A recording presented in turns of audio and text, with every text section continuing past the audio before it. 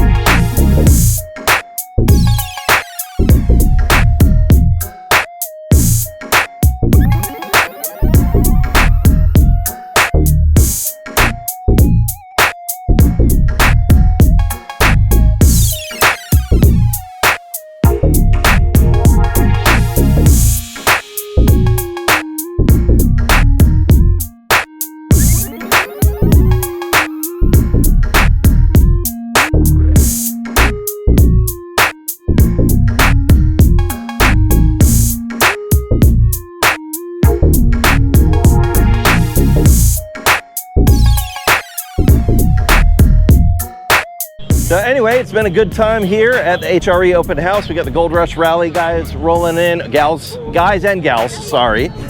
People of all kinds rolling in with the Gold Rush Rally and enjoying the show. It is just starting to get warm, and we've got lots of friendly people here, and of course lots of doggos, so it's a good time. Make sure you come on out and check it out next year. If you missed this year, you missed out on a lot, but I hope you enjoyed the video.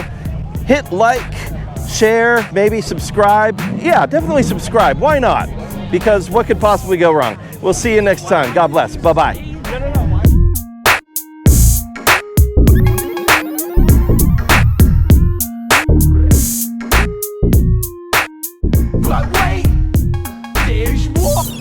So that was a fun event. Lots of very, very expensive cars. Very grateful to have been invited to participate again this year. Glad that the Corrado made it without any issues up there. Now we'll see if she makes it home because, you know, Corrado. But